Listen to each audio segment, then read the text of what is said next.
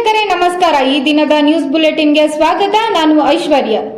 ನೆಲಮಂಗಲದಲ್ಲಿ auto ಕಳ್ಳತನ ಮಾಡಿ ಕಳ್ಳರು ಎಸ್ಕೇಪ್. ಆಟೋ ಕಳ್ಳತನ ಮಾಡಿ ಕಳ್ಳರು ಎಸ್ಕೇಪ್. ಇತ್ತೀಚೆಗೆ ಹೊಸ ಆಟೋ ಖರೀದಿಸಿ ಜೀವನ ಕಟ್ಟಿಕೊಂಡಿದ್ದ ಚಾಲಕ ಸುನೀಲ್. ನೆಲಮಂಗಲ ನಗರದ ಜಕ್ಕಸಂದ್ರ ಗ್ರಾಮದಲ್ಲಿ ಘಟನೆ. ಆಟೋ ಚಾಲಕ ಸುನೀಲ್ ಮೂಲತಃ ಚಿಕ್ಕಮಗಳೂರು ನಿವಾಸಿ. ಜೀವನ ಕಟ್ಟಿಕೊಳ್ಳಲು 9 ತಿಂಗಳ ಹಿಂದೆ ಹೊಸ ಆಟೋ ಖರೀದಿ ಮಾಡಿದ್ದರು. ಕಳೆದ ರಾತ್ರಿ ಮೂವರು ಕಳ್ಳರಿಂದ ಹೊಂಚು ಹಾಕಿ ಆಟೋ ಕಳ್ಳತನ. ಯಾರಿಗೂ ಅನುಮಾನ ಬಾರದ ರೀತಿಯಲ್ಲಿ ಆಟೋ ಕದ್ದು ಎಸ್ಕೇಪ್ ಆದ ಕಳ್ಳರು. ಕಳ್ಳರ ಕಳ್ಳತನದ ಕೃತ್ಯ ಸಿಸಿ ಕ್ಯಾಮೆರಾಗಳಲ್ಲಿ ಸೆರೆ. ನೆಲಮಂಗಲ ಟೌನ್ ಪೊಲೀಸ್ ಠಾಣಾ ವ್ಯಾಪ್ತಿಯಲ್ಲಿ ಪ್ರಕರಣ ದೂರು ದಾಖಲು. Bureau report NKSTV4 Vedamurthy, Bengaluru. Sir ಏನಾಗಿದೆ? ಸರ್ ನಿನ್ನೆ ಬೆಳಗ್ಗೆ ನಾನು ಡ್ಯೂಟಿಗೆ ಹೋಗ್ಬಿಟ್ಟು ಸಂಜೆ ಡ್ಯೂಟಿ ಮುಗಿಸ್ಕೊಂಡ್ಬಂದು ಗಾಡಿಗೆ ಹಾಕ್ಬಿಟ್ಟು ನೀಟಾಗಿ ಒರೆಸ್ಕೊಂಡು ಬೇಗ ಹೊರಟೋಗೋಣ ಅಂತ ಹೇಳ್ಬಿಟ್ಟು, ಅಂದರೆ ನೈಟ್ ಡ್ಯೂಟಿ ಮಾಡೋಣ ಅಂತ ಹೇಳ್ಬಿಟ್ಟು ನಾನು ರೆಡಿಯಾಗಿದ್ದೆ. 12 ಕಾಲಿಗೆ ಬಂದು ಆಚೆ ನೋಡಿದ್ರೆ ಗಾಡಿ ಇತ್ತು. 12:15 ಆಚೆ ಬಂದು ನೋಡಿದ್ರೆ ಗಾಡಿ ಇರಲಿಲ್ಲ. ಆಮೇಲೆ ನಾನು ಪೊಲೀಸ್ ಸ್ಟೇಷನ್ಗೆ ಹೋದೆ. ಪೊಲೀಸ್ ಸ್ಟೇಷನ್ಗೆ ಹೋಗ್ಬಿಟ್ಟು ಅಲ್ಲಿ ಎಲ್ಲ ಕಂಪ್ಲೇಂಟ್ ಮಾಡಿದ್ದೀನಿ. ಅವರು ನಾಳೆ ಬೆಳಗ್ಗೆ 10 ಗಂಟೆಗೆ ಬನ್ನಿ ಅಂತ ಹೇಳಿದ್ರು. ಇವತ್ತು ಬೆಳಗ್ಗೆ 10 ಗಂಟೆಗೆ ಹೋಗಬೇಕು ಡಾಕ್ಯುಮೆಂಟ್ ತಗೊಂಡು.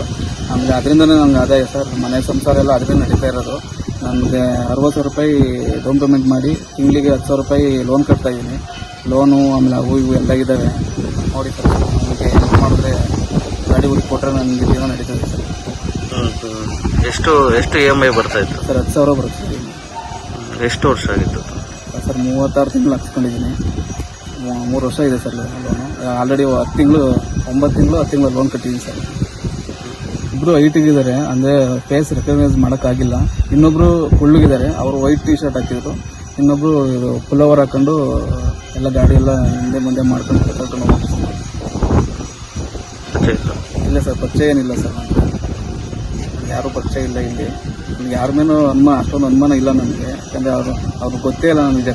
ಫೇಸ್ ರೆಕಗ್ನೈಸ್ ಆಗಿದ್ದರೆ ಈ ಜಕ್ಕನದವರೋ ಇಲ್ಲ ಯಾರೋ ಅಂತ ಗೊತ್ತಾಗಿಲ್ಲ ಸರ್ ಅದು ಯಾರು ಅಂತ. ಸರ್ ಸುನೀಲ್ ಅಂತ, ನಮ್ಮದು ಚಿಕ್ಕಮಗಳೂರು. ಇಲ್ಲಿ ಬಂದು ಜೀವನ ಮಾಡ್ತಿದ್ದೀವಿ. ಏನೋ ನಾವು ಜೀವನ ಕಟ್ಕೋಬೇಕು ಅಂತ ಬಿಟ್ಟು ಬಂದಿದ್ದೀವಿ. ಈ ಥರ ಮಾಡಿದ್ದಾರೆ ಸರ್. ಏನು ಮಾಡೋದು ಸರ್? ಯಲಹಂಕದಲ್ಲಿ ಸರ್ಕಾರಿ ಕಿರಿಯ ಪ್ರಾಥಮಿಕ ಶಾಲೆಯಲ್ಲಿ ಸಮವಸ್ತ್ರ ಮತ್ತು ಬ್ಯಾಗ್ ವಿತರಣೆ ಮಾಡಲಾಯಿತು. ಸರ್ಕಾರಿ ಕಿರಿಯ ಪ್ರಾಥಮಿಕ ಪಾಠಶಾಲೆಗೆ ಸಮವಸ್ತ್ರ ಮತ್ತು ಬ್ಯಾಗ್ ವಿತರಣೆ. ಯಲಹಂಕ ತಾಲೂಕು ಹೆಸರಘಟ್ಟ ಹೋಬಳಿ ಸೊನ್ನೇನಹಳ್ಳಿ ಸರ್ಕಾರಿ ಕಿರಿಯ ಪ್ರಾಥಮಿಕ ಪಾಠಶಾಲೆಗೆ ಸಮವಸ್ತ್ರ ಮತ್ತು ಬ್ಯಾಗ್ ವಿತರಣೆ ಮಾಡಲಾಯಿತು. ಸುಮಾರು 15 ಜನ ವಿದ್ಯಾರ್ಥಿಗಳು ಇರುವ ಶಾಲೆಗೆ ಸಮಾಜ ಸೇವಕರಾದ ಹನುಮಂತರಾಜು, ನರಸಿಂಹಮೂರ್ತಿ, ಚಂದ್ರು, ಸುನೀಲ್ ಸೇರಿ ವಿತರಣೆ ಮಾಡಿದರು.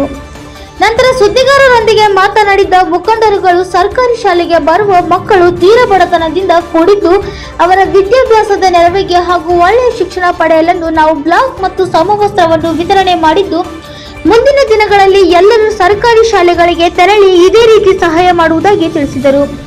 ಇದೇ ಸಂದರ್ಭದಲ್ಲಿ ಸಮಾಜ ಸೇವಕರಾದ ಹನುಮಂತರಾಜು, ನರಸಿಂಹಮೂರ್ತಿ, ಚಂದ್ರು, ಸುನೀಲ್ ಹಾಗೂ ಶಾಲೆಯ ಶಿಕ್ಷಕರು, ವಿದ್ಯಾರ್ಥಿಗಳು ಉಪಸ್ಥಿತರಿದ್ದರು. Bureau report NKSTV4 Yelahanka. Sir, ಇವತ್ತು ಈ ಒಂದು ಸೊನ್ನೇನಹಳ್ಳಿ ಗ್ರಾಮ, ಇದು ಯಲಹಂಕ ತಾಲೂಕು ಹೆಸರಘಟ್ಟ ಹೋಬಳಿ. ಈ ಶಾಲೆಯಲ್ಲಿ ಸರ್ಕಾರಿ ಶಾಲೆಗೆ ಬರತಕ್ಕಂಥ ಮಕ್ಕಳುಗಳು ತುಂಬ ಬಡ ಮಕ್ಕಳುಗಳು. ಈ ಬಡ ಮಕ್ಕಳುಗಳಿಗೆ ಕೆಲವರಿಗೆ ಸಮವಸ್ತ್ರದ ಸಮಸ್ಯೆ ಇತ್ತು. ಮತ್ತು ರಸ್ತೆಯಲ್ಲಿ ನೋಡ್ತಾ ಇದ್ರು. ಇವ್ರು ನೋಡ್ಬೇಕಾದ್ರೆ ಏನಂತದ್ದು ಅಂತಂದರೆ, ಬ್ಯಾಗ್ಗಳಿಲ್ಲದೆ ಕೆಲವರು ಕವರ್ಗಳಲ್ಲಿ ಕೈಗಳಲ್ಲಿ ಹಿಡ್ಕೊಂಡು ಬರ್ತಾಯಿದ್ರು. ಅವ್ರ ಸಮಸ್ಯೆ ಏನೋ, ಬ್ಯಾಗ್ಗಳಿದ್ರೆ ಒಂದು ಸ್ವಲ್ಪ ಜಾಸ್ತಿ ಬುಕ್ಗಳನ್ನ ಇಟ್ಕೊಂಡೋಗಿ ಒಳ್ಳೆ ವಿದ್ಯಾಭ್ಯಾಸ ಮಾಡ್ಬೋದು ಅನ್ನೋದು ನಮ್ಮ ತಲೆಗೆ ಬಂತು. ಮುಖ್ಯವಾಗಿ ಇವತ್ತು ಯಾವುದೇ ಒಂದು ಬಡತನದ ಕುಟುಂಬ ಮೇಲೆ ಬರಬೇಕು ಅಂದರೆ ಶಿಕ್ಷಣ ಅನ್ನೋದು ಬಹಳ ಮುಖ್ಯ.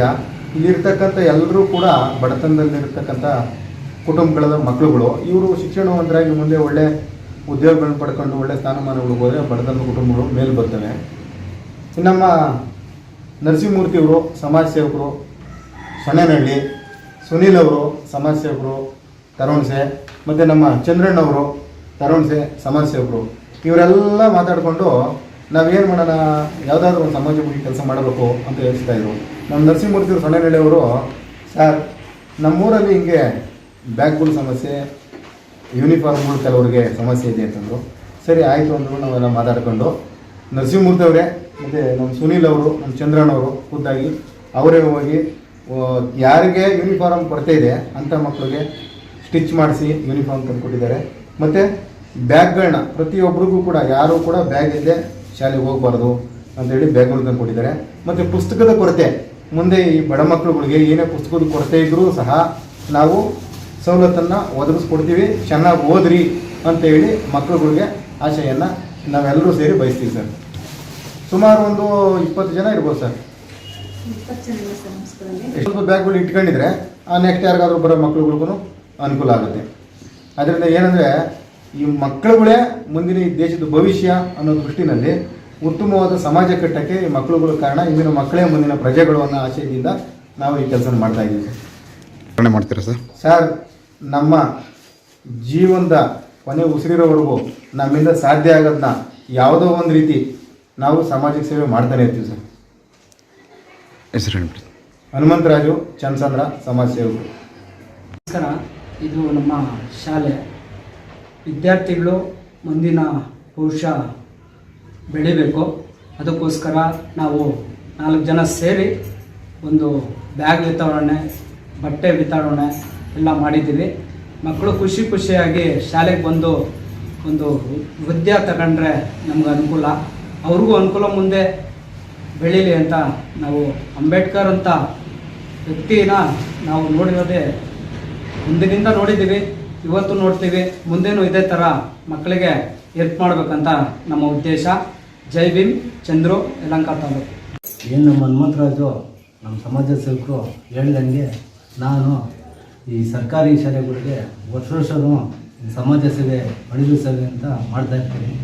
ಆದ ಕಾರಣ ಇವಾಗ ಈ ಸೊನ್ನೆನಹಳ್ಳಿ ಸ್ಕೂಲಿಗೆ ಕೊಟ್ಟಿದ್ದೀನಿ, ಕನಿಂಪಾಳ್ಯ ಕೊಟ್ಟಿದ್ದೀನಿ, ಆ ಥರ ಕೊಡ್ತಾಯಿರ್ತೀನಿ. ಈಗಿನ ಮಕ್ಕಳೇ ನಾಳೆಯ ಪ್ರಜೆಗಳು. ಒಳ್ಳೆಯವರಿಗೆ ಒಳ್ಳೆಯ ವಿದ್ಯಾಭ್ಯಾಸ ಬರಲಿ, ನಾಳೆ ದಿನ ಒಳ್ಳೊಳ್ಳೆ ಅಧಿಕಾರಿಗಳಾಗಲಿ, ಆಫೀಸರ್ಗಳಾಗಲಿ ಅಂತ ನಾನು ಇಚ್ಛೆ ಪಡ್ತೀನಿ.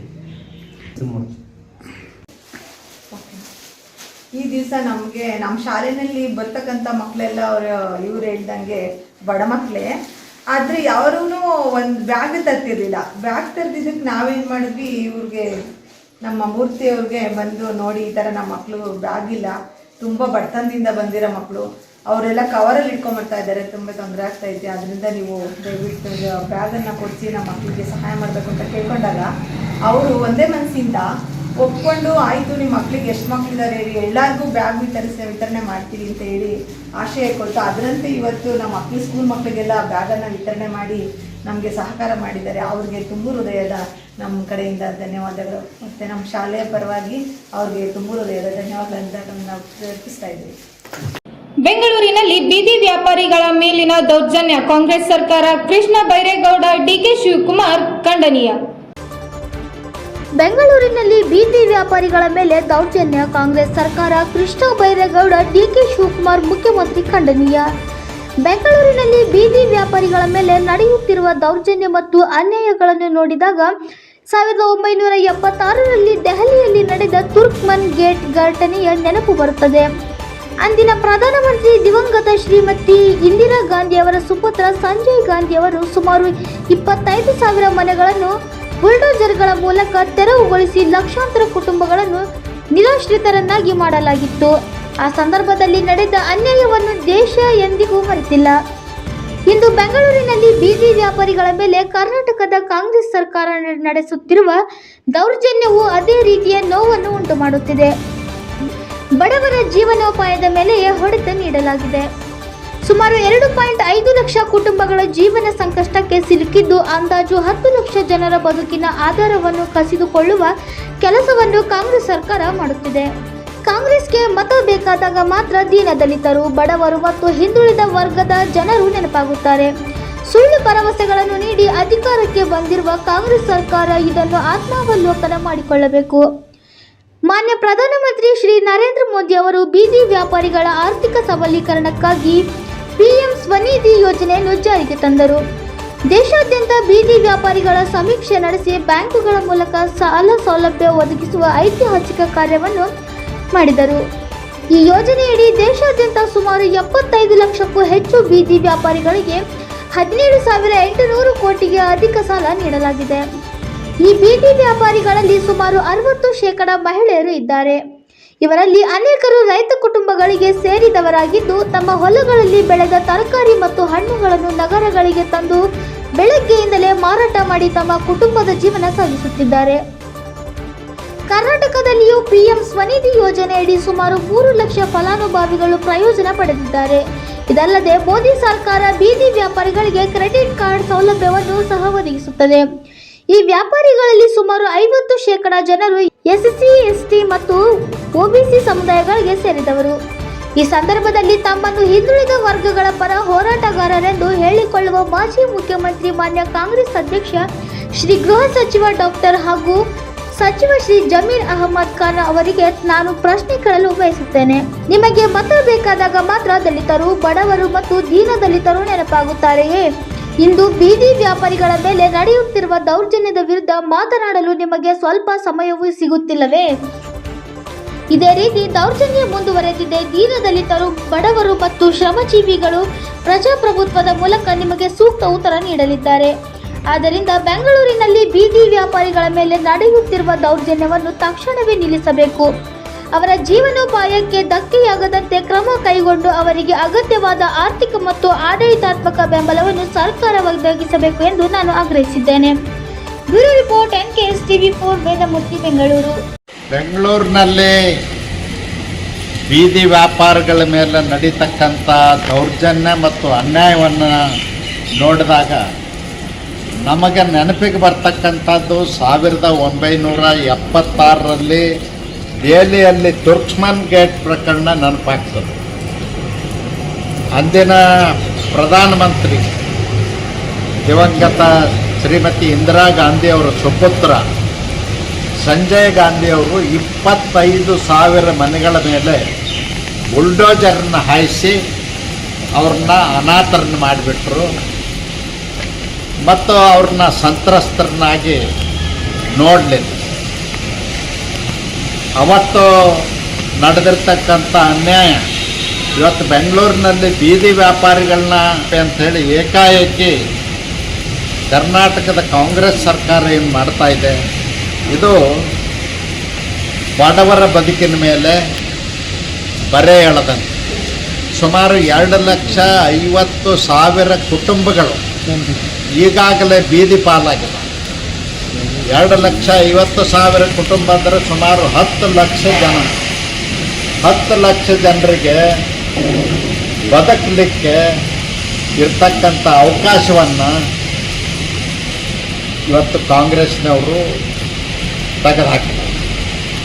ಕಾಂಗ್ರೆಸ್ನವರು ಹೇಳ್ತಾ ಇದ್ದಾರೆ, ಸಿದ್ದರಾಮಯ್ಯನವರು ಮುಖ್ಯಮಂತ್ರಿ ಆಗಿದ್ದರು, ಇವತ್ತು ಶಿವಕುಮಾರ್ ಅವರು ಮುಖ್ಯಮಂತ್ರಿ ಆಗಿದ್ದಾರೆ. ಅವ್ರದ್ದೇನು ವೋಟ್ ಬೇಕಾದಾಗ ಮಾತ್ರ ದೀನದಲಿತರು, ಅಲ್ಪಸಂಖ್ಯಾತರು, ಹಿಂದುಳಿದವರು ಬೇಕು. ಅದಕ್ಕೆ ಇಲ್ಲದನ್ನೆಲ್ಲ ಭರವಸೆಗಳನ್ನ ನೀಡಿ ಸುಳ್ಳು ಹೇಳಿ ಮೋಸ ಮಾಡಿ ಅಧಿಕಾರಕ್ಕೆ ಬಂದಿರತಕ್ಕಂಥ ಸರ್ಕಾರ ಒಂದು ನೆನಪನ್ನು ಮಾಡಿಕೊಳ್ಬೇಕು. ಇವತ್ತು ನರೇಂದ್ರ ಮೋದಿ ಅವರು ಬೀದಿ ವ್ಯಾಪಾರಸ್ಥರಿಗಾಗಿ ಹೊಸ ಯೋಜನೆಯನ್ನು ಜಾರಿಗೆ ತಂದರು. 2017ರಲ್ಲಿ ಇಡೀ ದೇಶದಲ್ಲಿ ಬೀದಿ ವ್ಯಾಪಾರಿಗಳ ಸರ್ವೆ ಮಾಡಿಸಿದ್ರು ಮತ್ತು ಅವರಿಗೆ ಗುರುತಿನ ಚೀಟಿಯನ್ನು ಕೊಡ್ತಕ್ಕಂಥ ಕೆಲಸ ಮಾಡಿದರು.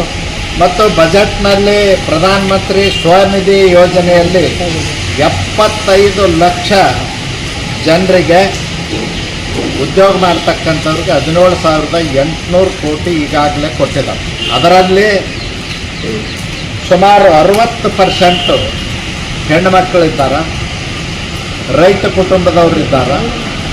ಅವರು ಸಣ್ಣ ಪುಟ್ಟ ಜಮೀನಿನಲ್ಲಿ ಬೆಳೆದಂಥ ಹೂವು, ಹಣ್ಣು, ತರಕಾರಿ ತಂದು ಮಾರ್ಕೆಟ್ನಲ್ಲಿ ಬೆಳಗ್ಗೆನೇ ಫ್ರೆಶ್ ಆಗಿ ಮಾರಾಟ ಮಾಡ್ತಕ್ಕಂಥ ಕೆಲಸ ಮಾಡ್ತಾಯಿದ್ದಾರೆ. ಅವ್ರಿಗೆ ನರೇಂದ್ರ ಮೋದಿಜಿಯವರು 17,000 ಕೋಟಿ ಏನು ಸಾಲ ಕೊಟ್ಟರು, 17,800 ಕೋಟಿ. ಮೊದಲನೇ ಕಂತು 15,000, ಎರಡನೇ ಕಂತು 25,000, ಮೂರನೇ ಕಂತು 50,000. ಅವ್ರಿಗೆ ಪ್ರೋತ್ಸಾಹ ಮಾಡ್ತಕ್ಕಂಥ ರೀತಿಯಲ್ಲಿ ಇವತ್ತು ಮಾಡ್ತಾಯಿದ್ದಾರೆ. ಆ ಯೋಜನೆ ಪ್ರಧಾನಮಂತ್ರಿ PM ಸ್ವನಿಧಿ ಯೋಜನೆಯಲ್ಲಿ 3,10,000 ಫಲಾನುಭವಿಗಳು ಕರ್ನಾಟಕದಲ್ಲೇ ಇದ್ದಾರೆ. ಈಗಾಗಲೇ ದೇಶದಲ್ಲಿ ಇದುವರೆಗೂ ಸುಮಾರು 1,20,00,000 ಅರ್ಜಿಗಳನ್ನು ಮೋದಿಜಿಯವರ ಸರ್ಕಾರ ಬ್ಯಾಂಕ್ಗಳ ಮೂಲಕ ವಿಲೇವಾರಿ ಮಾಡ್ತಕ್ಕಂಥ ಕೆಲಸ ಮಾಡಿದೆ. ಮತ್ತು ಬೀದಿ ವ್ಯಾಪಾರಿಗಳಿಗೆ ಕ್ರೆಡಿಟ್ ಕಾರ್ಡ್ ಕೊಡ್ತಕ್ಕಂಥ ಕೆಲಸ ಮಾಡಿದೆ. ಬೀದಿ ವ್ಯಾಪಾರಿಗಳಂದರೆ ಸುಮಾರು 50% SC ST ಹಿಂದುಳಿದಂಥ ರೈತ ಕುಟುಂಬದವರಿದ್ದಾರೆ. ಅವರು ಸರ್ಕಾರಕ್ಕೆ ಯಾವುದೇ ರೀತಿ ಹೊರೆ ಇಲ್ಲ. ಅವರು ದುಡಿದು ಬೆವರು ಸುರಿಸಿ ತಂದು ಬೆಳೆದು ಪಟ್ಟಣ ಪ್ರದೇಶದಲ್ಲಿ ನಗರ ಪ್ರದೇಶದಲ್ಲಿ ಇರ್ತಕ್ಕಂಥವ್ರಿಗೆ ಫ್ರೆಶ್ ಆಗಿ ತರಕಾರಿ ಹೂವು ಹಣ್ಣು ಕೊಡ್ತಕ್ಕಂಥ ಕೆಲಸವನ್ನು ಮಾಡ್ತಾ ಇದ್ದಾರೆ. ಅದಕ್ಕೆ ನಾನು ಈ ಸಂದರ್ಭದಲ್ಲಿ ಹಿಂದುಳಿದ ಚಾಂಪಿಯನ್ ಸಿದ್ದರಾಮಯ್ಯನವ್ರಿಗೆ ಕೇಳಲಿಕ್ಕೆ ಬಯಸ್ತೇನೆ, ಜಮೀರ್ ಅವ್ರಿಗೆ ಕೇಳಲಿಕ್ಕೆ ಬಯಸ್ತೇನೆ, ಖರ್ಗೆ ಅವ್ರ ಪರಮೇಶ್ವರ್ ಅವ್ರಿಗೆ ಕೇಳಲಿಕ್ಕೆ ಬಯಸ್ತೇನೆ. ನೀವು ಓಟ್ ಬೇಕಾದಾಗ ಮಾತ್ರ ಹಿಂದುಳಿದವ್ರು ನೆನಪಾಗ್ತಾರೆ, ದಲಿತರು ನೆನಪಾಗ್ತಾರೆ. ಈ ಸಂದರ್ಭದೊಳಗೆ ಅವ್ರ ಪರವಾಗಿ ಒಂದು ಧ್ವನಿ ಎತ್ತಲಿಕ್ಕೂ ಕೂಡ ನಿಮಗೆ ಸಾಧ್ಯ ಆಗೋದಿಲ್ಲ. ಅಂದ್ರೆ ಅವರಿಗೆ ಸಹಾಯ ಮಾಡದೆ ಹೋದ್ರೆ ಅಂದ್ರೆ ಜನ ನಿಮಗೆ ಮುಂದಿನ ದಿನಮಾನಗಳಲ್ಲಿ ಬುದ್ಧಿ ಕಲಿಸ್ತಾರಂತಕ್ಕಂಥ ಮಾತನ್ನು ಈ ಸಂದರ್ಭದಲ್ಲಿ ಎಚ್ಚರಿಕೆ ರೂಪವಾಗಿ ಹೇಳಲಿಕ್ಕೆ ಬಯಸ್ತೇನೆ. ಕರ್ನಾಟಕದಲ್ಲಿ ಇವತ್ತು ದಲಿತರು, ಹಿಂದುಳಿದವರು, ಅಲ್ಪಸಂಖ್ಯಾತರು ಅನಾಥರಾಗಿದ್ದಾರೆ. ಅವ್ರ ಪರವಾಗಿ ಧ್ವನಿ ಎತ್ತಲಿಕ್ಕೆ ಯಾರೂ ತಯಾರಿಲ್ಲ. ಅವ್ರಿಗೆ ಸಹಾಯ ಮಾಡಲಿಕ್ಕೆ ಮುಂದೆ ಬರಲಿಕ್ಕೆ ಯಾವ ಮಂತ್ರಿನೂ ತಯಾರಿಲ್ಲ, ಮುಖ್ಯಮಂತ್ರಿನೂ ತಯಾರಿಲ್ಲ. ಅದಕ್ಕಾಗಿ ನಾನು ಒತ್ತಾಯ ಮಾಡ್ತೇನೆ, ಕೂಡಲೇ ಅದನ್ನು ನಿಲ್ಲಿಸಬೇಕು. ಈಗಾಗಲೇ ಏನು ತೆರವುಗೊಳಿಸಿದ್ರಿ ಅವ್ರಿಗೆ ಆರ್ಥಿಕ ನೆರವನ್ನು ನೀಡಬೇಕು, ಬೇರೆ ಕಡೆ ವ್ಯವಸ್ಥೆಯನ್ನು ಮಾಡಿಕೊಡಬೇಕು ಅಂತ ಒತ್ತಾಯ ಮಾಡ್ತೇನೆ. ಧಾರವಾಡದಲ್ಲಿ ಚಾಲಕನ ನಿಯಂತ್ರಣ ತಪ್ಪಿ ಫುಟ್ಪಾತ್ಗೆ ನುಗ್ಗಿದ ಚಿಗರಿ ಬಸ್, ತಪ್ಪಿದ ಭಾರೀ ಅನಾಹುತ. ಧಾರವಾಡದಲ್ಲಿ ಚಾಲಕನ ನಿಯಂತ್ರಣ ತಪ್ಪಿ ಫುಟ್ಪಾತ್ಗೆ ನುಗ್ಗಿದ ಚಿಗರಿ ಬಸ್ ತಪ್ಪಿ ಭಾರೀ ಅನಾಹುತ. ಹುಬ್ಬಳ್ಳಿ ಮತ್ತು ಧಾರವಾಡ ಅವಳಿ ನಗರದ ಪ್ರಯಾಣಿಕರಿಗೆ ತ್ವರಿತ ಸಂಚಾರ ಸೇವೆ ನೀಡಲು ಪ್ರಾರಂಭಿಸಲಾಗಿರುವ BRTCS ಚಿಗರಿ ಬಸ್ಸುಗಳ ಅವಾಂತರಗಳು ಅವಳಿ ನಗರದಲ್ಲಿ ಮುಂದುವರೆದಿದೆ. ಇಂದು ಧಾರವಾಡದ ಜನನಿಬಿಡ ಪ್ರದೇಶದಲ್ಲಿ ಚಿಗರಿ ಬಸ್ ಚಾಲಕನ ನಿಯಂತ್ರಣ ತಪ್ಪಿ ಫುಟ್ಪಾತ್ಗೆ ನುಗ್ಗಿದ ಭಾರೀ ಅನಾಹುತವೊಂದು ತಪ್ಪಿದೆ. ಧಾರವಾಡದ ಅಂಜುಮನ್ ಸಂಸ್ಥೆ ಬಳಿ ಹೆಡಿ BRTS ಟರ್ಮಿನಲ್ನಿಂದ ಹುಬ್ಬಳ್ಳಿಗೆ ತೆರಳಲು ಟರ್ಮಿನಲ್ನಿಂದ ಹೊರ ಬಂದ ಬಸ್ ಏಕಾಏಕಿ ಚಾಲಕನ ನಿಯಂತ್ರಣ ತಪ್ಪಿ ಫುಟ್ಪಾತ್ಗೆ ನುಗ್ಗಿದ್ದು, ಅದೃಷ್ಟವಶಾತ್ ಯಾವುದೇ ಪ್ರಾಣಹಾನಿ ಸಂಭವಿಸಿಲ್ಲವೆಂದು ತಿಳಿದು ಬಂದಿದೆ. ಒಂದು ಬೈಕ್ ಹಾಗೂ ರಸ್ತೆ ಬದಿಯ ಸಂಚಾರಿ ವ್ಯಾಪಾರಿ ತಳ್ಳೋ ಗಾಡಿಗೆ ಹಾನಿಯಾಗಿದೆ. ಜನ ಹೆಚ್ಚಾಗಿ ಓಡಾಟ ಮಾಡುವ ಪ್ರದೇಶದಲ್ಲಿಯೇ ಈ ಘಟನೆ ನಡೆದಿದ್ದು, ಒಂದು ವೇಳೆ ಪಾದಚಾರಿಗಳ ಮೇಲೆ ನುಗ್ಗಿದರೆ ಏನಾಗಬಹುದಿತ್ತು ಎಂದು ಊಹಿಸಿಕೊಂಡ ಸ್ಥಳೀಯರು ಆತಂಕಕ್ಕೆ ಒಳಗಾಗಿದ್ದರು. ಇತ್ತೀಚೆಗೆ ನವಲೂರು ಬಳಿ ಇಬ್ಬರು ಯುವತಿಯರಿಗೆ ಚಿಗರಿ ಬಸ್ ಡಿಕ್ಕಿಯಾಗಿತ್ತು. ಇದರಿಂದ ಆಕ್ರೋಶಗೊಂಡ ಜನರ ಚಿಗರಿ ಬಸ್ ತಡೆದು ಕಳೆದ ಬುಧವಾರ ಸತ್ತೂರು ಬಳಿ ಪ್ರತಿಭಟನೆ ಮಾಡಿದ್ದರು. ಈ ಘಟನೆ ಮಾಸುವ ಮುನ್ನವೇ ಈಗ ಮತ್ತೊಂದು BRTCS ಚಿಗರಿ ಬಸ್ ಅವಾಂತರ ನಡೆದಿರುವುದು ಅವಳಿ ನಗರದ ಜನರ ಆಕ್ರೋಶಕ್ಕೆ ಕಾರಣವಾಗಿದೆ. ಇನ್ನು ಫುಟ್ಪಾತ್ ನುಗ್ಗಿದ ಚಿಗರಿ ಬಸ್ ಸ್ಥಳಕ್ಕೆ ಧಾರವಾಡ ಸಂಚಾರಿ ಠಾಣೆಯ ಪೊಲೀಸರು ಭೇಟಿ ನೀಡಿ ಪರಿಶೀಲನೆ ಕೈಗೊಂಡಿದ್ದಾರೆ. Bureau report NKS TV4 Hubballi. ಕೃಷ್ಣರಾಜಪೇಟೆಯಲ್ಲಿ ಅಹಿಂದ ಶೋಷಿತ ವರ್ಗಗಳ ಜನರು ಸಂಘಟಿತರಾಗಿ ಸಾಧನೆ ಮಾಡಬೇಕು. ಕೆ ಪುರುಷೋತ್ತಮ್. ಅಹಿಂದ ಶೋಷಿತ ವರ್ಗಗಳ ಜನರು ಸಂಘಟಿತರಾಗಿ ಸಮಾಜದ ಮುಖ್ಯವಾಹಿನಿಗೆ ಬಂದು ಸಾಧನೆ ಮಾಡಬೇಕು ಎಂದು ಕೃಷ್ಣರಾಜಪೇಟೆ ತಾಲೂಕು ಕುರುಬ ಸಮಾಜದ ಅಧ್ಯಕ್ಷ ಕೆ ಪುರುಷೋತ್ತಮ್ ಮನವಿ ಮಾಡಿದರು. ಅವರು ಕೃಷ್ಣರಾಜಪೇಟೆ ಪಟ್ಟಣದ ಶ್ರವಣಬೆಳಗೊಳ ರಸ್ತೆಯಲ್ಲಿರುವ ಕುರುಬರ ಸಂಘದ ಕಚೇರಿಯಲ್ಲಿ ನಡೆದ ಅಭಿನಂದನಾ ಸಮಾರಂಭದಲ್ಲಿ ನೂತನವಾಗಿ ಕುರುಬರ ಸಂಘದ ನಿರ್ದೇಶಕರಾಗಿ ಆಯ್ಕೆಯಾದ ಉದ್ಯಮಿ ಆರ್ ವೆಂಕಟೇಶ್ ಮತ್ತು PNB ಬ್ಯಾಂಕ್ನ ಉಪಾಧ್ಯಕ್ಷ ಲಕ್ಷ್ಮೀಪುರ ಚಂದ್ರೇಗೌಡ ಅವರನ್ನು ಅಭಿನಂದಿಸಿ ಸನ್ಮಾನಿಸಿ ಗೌರವಿಸಿ ಮಾತನಾಡಿದರು. ವಿದ್ಯೆಯ ಜ್ಞಾನದ ಬೆಳಕಿನ ಶಕ್ತಿ ಯಾರಿಂದಲೂ ಕದಿಯಲಾಗುವುದಿಲ್ಲ, ಅದು ದೊಡ್ಡ ಆಸ್ತಿಯಾಗಿದ್ದು ಹಾಲು ಮತ ಕುರುಬ ಸಮಾಜದ ಬಂಧುಗಳು ತಮ್ಮ ಮಕ್ಕಳನ್ನು ಕಡ್ಡಾಯವಾಗಿ ಶಾಲೆಗೆ ಕಳಿಸಿ ವಿದ್ಯಾವಂತರನ್ನಾಗಿ ಮಾಡಿ ಸಮಾಜದ ಮುಖ್ಯವಾಹಿನಿಗೆ ಬಂದು ಸಾಧನೆ ಮಾಡುವಂತೆ ಬೆನ್ನು ತಟ್ಟಿ ಪ್ರೋತ್ಸಾಹಿಸಬೇಕು. ಗ್ರಾಮೀಣ ಪ್ರದೇಶದ ರೈತಾಪಿ ವರ್ಗದ ಜನರು ತಮ್ಮ ಮಕ್ಕಳು ಹೆಣ್ಣು ಗಂಡು ಎಂಬ ಭೇದ ಮಾಡದೆ ಇಬ್ಬರನ್ನ ಸಮಾನವಾಗಿ ಕಂಡು ಶಿಕ್ಷಣ ಕೊಡಿಸಿ ಸ್ಪರ್ಧಾತ್ಮಕ ಪರೀಕ್ಷೆಗಳನ್ನು ಎದುರಿಸಿ ಉನ್ನತವಾದ ಹುದ್ದೆಗಳನ್ನು ಅಲಂಕರಿಸಲು ಪ್ರೋತ್ಸಾಹಿಸಿ ತಮ್ಮ ಮಕ್ಕಳನ್ನೇ ಸಮಾಜಕ್ಕೆ ಆಸ್ತಿಯನ್ನಾಗಿ ಕೊಡುಗೆ ನೀಡಬೇಕು ಎಂದು ಕೈಮುಗಿದು ಮನವಿ ಮಾಡಿದ ಪುರುಷೋತ್ತಮ್ ತಾಲೂಕಿನ ಆನಗೋಳ ಪಂಚಾಯಿತಿಯ ಮಾಜಿ ಅಧ್ಯಕ್ಷರಾದ ಉದ್ಯಮಿ KR ವೆಂಕಟೇಶ್ ಅವರನ್ನು ಕೃಷ್ಣರಾಜಪೇಟೆ ತಾಲೂಕು ಕುರುಬರ ಸಂಘದ ನಿರ್ದೇಶಕರನ್ನಾಗಿ ಅವಿರೋಧವಾಗಿ ಆಯ್ಕೆ ಮಾಡಿಕೊಳ್ಳಲಾಗಿದೆ. ವೆಂಕಟೇಶ್ ಅವರು ಕುರುಬ ಸಮಾಜದ ಉನ್ನತಿಗೆ ಶ್ರಮಿಸುವಂತೆ, ಜೊತೆಗೆ ಮಂಡ್ಯ ಜಿಲ್ಲೆಯಾದ್ಯಂತ ಸಮಾಜದ ಸಂಘಟನೆಗೆ ತಮ್ಮನ್ನು ಸಮರ್ಪಿಸಿಕೊಂಡು ದುಡಿಯಬೇಕೆಂದು ಕಿವಿಮಾತು ಹೇಳಿದರು. ಇದೇ ಸಂದರ್ಭದಲ್ಲಿ ಕೃಷ್ಣರಾಜಪೇಟೆ ತಾಲೂಕು ಪ್ರಾಥಮಿಕ ಕೃಷಿ ಪತ್ತಿನ ಮತ್ತು ಭೂ ಅಭಿವೃದ್ಧಿ ಬ್ಯಾಂಕ್ನ ನೂತನ ಉಪಾಧ್ಯಕ್ಷರಾಗಿ ಆಯ್ಕೆಯಾದ ಸಮಾಜದ ಮುಖಂಡ ಲಕ್ಷ್ಮೀಪುರ ಗ್ರಾಮ ಪಂಚಾಯತ್ ಮಾಜಿ ಅಧ್ಯಕ್ಷ ಚಂದ್ರೇಗೌಡ ಅವರನ್ನು ಇದೇ ಸಂದರ್ಭದಲ್ಲಿ ಸನ್ಮಾನಿಸಿ ಗೌರವಿಸಲಾಯಿತು. ಕಾರ್ಯಕ್ರಮದಲ್ಲಿ ಕೆಆರ್ಪೇಟೆ ತಾಲೂಕು ಕುರುಬರ ಸಂಘದ ಪ್ರಧಾನ ಕಾರ್ಯದರ್ಶಿ ಕಾಡುಮೆಣಸು ಚಂದ್ರು, ತಾಲೂಕು ಸಂಚಾಲಕ ಸಾಯಿ ಸುಮಿತ್ ಸೇರಿದಂತೆ ಆಡಳಿತ ಮಂಡಳಿ ನಿರ್ದೇಶಕರು ಹಾಗೂ ಪದಾಧಿಕಾರಿಗಳು ಭಾಗವಹಿಸಿದರು. ವರದಿ ಡಾಕ್ಟರ್ ಕೆ ನೀಲಕಂಠ, ಕೃಷ್ಣರಾಜಪೇಟೆ, ಮಂಡ್ಯ. ಗಂಗಾವತಿಯಲ್ಲಿ ರೈತರು ಹಾಗೂ ಕಾರ್ಮಿಕರ ಸಮಸ್ಯೆಗೆ ಸ್ಪಂದಿಸಿ ಶಾಶ್ವತ ಪರಿಹಾರ ಕಲ್ಪಿಸಬೇಕು ಎಂದ ಅಧ್ಯಕ್ಷ ಎಂಎನ್ ಕುಕನೂರು. ಗಂಗಾವತಿ ನಗರದ ಪತ್ರಿಕಾ ಭವನದಲ್ಲಿ ಸುದ್ದಿಗೋಷ್ಠಿ ನಡೆಸಿ ಮಾತನಾಡಿದ ಕೊಪ್ಪಳ ಜಿಲ್ಲೆಯಲ್ಲಿ ರೈತರು ಹಾಗೂ ಕಾರ್ಮಿಕರು ಎದುರಿಸುತ್ತಿರುವ ವಿವಿಧ ಗಂಭೀರ ಸಮಸ್ಯೆಗಳಿಗೆ ರಾಜ್ಯ ಹಾಗೂ ಕೇಂದ್ರ ಸರ್ಕಾರ ತಕ್ಷಣವೇ ಸ್ಪಂದಿಸಿ ಶಾಶ್ವತ ಪರಿಹಾರ ಕಲ್ಪಿಸಬೇಕು ಎಂದು ಭಾರತೀಯ ಕ್ರಾಂತಿಕಾರಿ ಕಿಸಾನ ಸೇನಾ ಸಂಘಟನೆ ಸಂಸ್ಥಾಪಕ ರಾಷ್ಟ್ರೀಯ ಅಧ್ಯಕ್ಷ ಎಂಎನ್ ಕುಕನೂರು ಒತ್ತಾಯಿಸಿದರು. ನಗರದ ಪತ್ರಿಕಾ ಭವನದಲ್ಲಿ ಗುರುವಾರ ನಡೆದ ಸುದ್ದಿಗೋಷ್ಠಿಯಲ್ಲಿ ಮಾತನಾಡಿದ ಅವರು, ಬರ ಪರಿಹಾರ ಘೋಷಣೆ ಕುಷ್ಟಗಿ, ಕನಕಗಿರಿ, ಯಲಬುರ್ಗಾ, ಕುಕನೂರು, ಗಂಗಾವತಿ, ಕಾರಟಗಿ ಹಾಗೂ ಕೊಪ್ಪಳ ತಾಲೂಕುಗಳಲ್ಲಿ ಮಳೆ ಕೊರತೆ ಮತ್ತು ಬರಗಾಲದಿಂದ ಜೋಳ, ಹತ್ತಿ, ತೊಗರಿ, ಹೆಸರು, ಕಡಲೆ, ಸೂರ್ಯಕಾಂತಿ, ಮೆಕ್ಕೆಜೋಳ ಸೇರಿದಂತೆ ವಿವಿಧ ಬೆಳೆಗಳು ಸಂಪೂರ್ಣ ಹಾನಿಗೊಳಗಾಗಿದೆ. ರೈತರು ತೀವ್ರ ಆರ್ಥಿಕ ಸಂಕಷ್ಟದಲ್ಲಿದ್ದು ಸರ್ಕಾರ ಕೂಡಲೇ ವಿಶೇಷ ಪ್ಯಾಕೇಜ್ ಅನ್ನು ಘೋಷಿಸಿ ಪ್ರತಿ ರೈತನ ಬ್ಯಾಂಕ್ ಖಾತೆಗೆ ನೇರವಾಗಿ ಪರಿಹಾರ ಜಮಾ ಮಾಡಬೇಕು. ಭೂ ಸ್ವಾಧೀನ ಮತ್ತು ಏಕರೂಪ ಪರಿಹಾರ, ವಿಂಡ್ ಪವರ್, ಸೋಲಾರ್ ಪವರ್ ಹಾಗೂ ಇತರೆ ವಿದ್ಯುತ್ ಯೋಜನೆಗಳ ಹೆಸರಿನಲ್ಲಿ ರೈತರ ಭೂಮಿಯನ್ನು ಅಕ್ರಮವಾಗಿ ಬಳಸಲಾಗುತ್ತಿದ್ದು ರೈತರ ಒಪ್ಪಿಗೆ ಇಲ್ಲದೆ ಯಾವುದೇ ಯೋಜನೆ ಜಾರಿಗೊಳಿಸಬಾರದು. ವಿದ್ಯುತ್ ಗೋಪುರ ಹಾಗೂ ಮಾರ್ಗಗಳಿಗೆ ಭೂಮಿ ರೂಪಿಸುವ ಸಂದರ್ಭದಲ್ಲಿ ರಾಜ್ಯಾದ್ಯಂತ ಏಕರೂಪ ಪರಿಹಾರ ನೀತಿಯನ್ನು ಜಾರಿಗೊಳಿಸಿ ಪ್ರತಿ ಎಕರೆಗೆ 60 ಲಕ್ಷ ರೂಪಾಯಿ ಪರಿಹಾರ ಹಾಗೂ ಬೆಳೆ ನಷ್ಟಕ್ಕೆ ಪ್ರತ್ಯೇಕ ಪರಿಹಾರ ನೀಡಬೇಕು. ಜಾನುವಾರುಗಳಿಗೆ ಮೇವು ಮತ್ತು ನೀರು, ಬರಗಾಲದಿಂದ ಜಾನುವಾರುಗಳಿಗೆ ಮೇವು, ಕುಡಿಯುವ ನೀರಿನ ತೀವ್ರ ತೊಂದರೆ ಎದುರಾಗಿದ್ದು ಪ್ರತಿಯೊಂದು ಗ್ರಾಮ ಪಂಚಾಯಿತಿ ಮಟ್ಟದಲ್ಲಿ ಉಚಿತ ಮೇವು ವಿತರಣಾ ಕೇಂದ್ರಗಳನ್ನು ಆರಂಭಿಸಿ ಸೇವೆಯನ್ನು ಒದಗಿಸಬೇಕು ಎಂದು ಹೇಳಿದರು. ಈ ಸುದ್ದಿಗೋಷ್ಠಿಯಲ್ಲಿ ಪ್ರಮುಖರಾದ ವೀರಣ್ಣ ನಾಗಲೀಕರ್, ದೇವಪ್ಪ ಹಳ್ಳಿಮನಿ, ಮೋಹನ್ ಸಿಂಗ್, ಹನುಮಂತಪ್ಪ ಬೇವೂರ್, ಎಂಕೋಬಾ, ಹರೀಶ್, ಶಿವಮೂರ್ತಿ, ರಮೇಶ್, ರುದ್ರೇಶ್, ಕನಕಾಚಲ ಹಾಗೂ ಇತರರು ಉಪಸ್ಥಿತರಿದ್ದರು. ವರದಿ ಶರಣಪ್ಪ, ಗಂಗಾವತಿ. ಅದು ಎಲ್ಲಿ ಅಂತಂದ್ರೆ ಸಾಗರ ಈ ಕಡೆ ಸೈಡ್ ಕೂಡ್ಲಿಗಿ ಇದು ಕೆಳಮಟ್ಟದಲ್ಲಿ ಏನೈತಿ ನೀರು ಸರಿಯಾಗಿ ಅಲ್ಲಿ ಕೊಡ್ತಾ ಇಲ್ಲ ಅಂತ ಹೇಳ್ಬಿಟ್ಟು ಅದ್ರ ಹೋರಾಟದಲ್ಲಿ ನಾವು ಭಾಗವಹಿಸಿದ್ರೆ ಈ ಭಾಗದಾಗ ಏನೈತಿ ಒಂದು ಬೆಳೆಗೆ ಇದಾಗುತ್ತ ಬಟ್ ಏನಾಗಿದೆ ಅಂದ್ರೆ ಅಷ್ಟು ನೀರು ಒಂದು ಬೆಳೆಗಾದ್ರೂ ಅಟ್ಲೀಸ್ಟ್ ನಮಗೆ ನೀರನ್ನು ಒದಗಿಸಿಕೊಡ್ಬೇಕಂತೇಳಿ ನಮ್ದು ಇದ್ರ ಬಗ್ಗೆ ನಾವು ಮತ್ತೆ ಈ ವಾರದಲ್ಲಿ ಮತ್ತೆ ಒಂದು ಹೋರಾಟ ಹಮ್ಮಿಕೊಂಡಿದ್ದೀವಿ. ಅಲ್ಲಿ ಮುತ್ತಿಗೆ ಹಾಕಿಬಿಟ್ಟು ನೀರು ಬಿಡುವವರೆಗೆ ನಮ್ಮ ಏನೈತಿ ಅನಿರ್ದಿಷ್ಟಾವಧಿ ಹೋರಾಟ ಹಮ್ಮಿಕೊಂಡಿದ್ದೀವಿ. ಈ ಭಾಗದಾಗ ಕಟ್ಟೆ ಕಡೆಯ ವ್ಯಕ್ತಿ ನೀರು ಮುಟ್ಬೇಕು. ಯಾಕಂದ್ರೆ ಬರೀ ನೀರು ಕೊಡ್ರಿ ಅಂದ್ರೆ ಕುಡಿಯಕ್ಕೆ ನೀರು ಬಿಟ್ಟರಂದ್ರೆ ರಾಯಚೂರು ಭಾಗ ಇರ್ಬೋದು, ಸಿಂಧೂರು ಭಾಗದಾಗಿರ್ಬೋದು, ಇಲ್ಲಿ ಏನೈತಿ ನೀರು ಮುಟ್ಟೋದಿಲ್ಲ ಸರ್. ಹಾಗಾಗಿ ನಮ್ಗೆ ಏನೈತಿ ಒಂದು ಬೆಳೆಗಾದ್ರೂ ಕನಿಷ್ಠ ನೀರು ಕೊಡ್ಬೇಕಂತ ಹೇಳ್ಬಿಟ್ಟು ಇದು ಮಾಡಿದ್ವಿ ಸರ್. ಅದರದ್ದು ಅನಿರ್ದಿಷ್ಟಾವಧಿ ಹೋರಾಟ ನಿಮಗೂ ಒಂದು ಪತ್ರಿಕಾ ಮಾಧ್ಯಮದ ಸ್ಟಾರ್ಟ್ ಮಾಡಿ ಎಲ್ಲಿವರೆಗೆ ನೀರು ಬಿಡೋದಿಲ್ಲ ಅಲ್ಲಿವರೆಗೆ ಹೋರಾಟ. ನಾವು ಅಸೆನ್ಸಮ್ ದೊಡ್ಡವರು ಪರ್ಸನಲ್ ಆಗಿ ನಿನ್ನೆ ಹೋರಾಟ ಸರ್. ನಮ್ದು ಅಲ್ಲಿ ಒಂದು ವಿಂಡ್ ಪವರ್ ಹುಡುಗರು ಹೊಡೆದಿದ್ರು ಸರ್. ಅದನ್ನ ಹೋರಾಟದಲ್ಲಿ ಹೋಗಿ ಅವ್ರಿಗೂ ಮನವಿ ಪತ್ರ ಇದು ಮಾಡಿದ್ವಿ ಸರ್. ಮೇವು ವಿತರಣೆ ಕೇಂದ್ರಗಳ ಆರಂಭಿಸಿ ಜಾನುವಾರುಗಳಿಗೆ ಮೇವು, ಕುಡಿಯುವ ನೀರು ಹಾಗೂ ಪಶುವೈದ್ಯಕೀಯ ಸೇವೆಗಳು ಒದಗಿಸಬೇಕು. ಯಾಕಂದ್ರೆ ನಮ್ಮ ರೈತರಿಗೆಲ್ಲ ಉಪಕಸಬಂದ ಜಾನುವಾರುಗಳಿಂದ ಅದು ಭಾಳ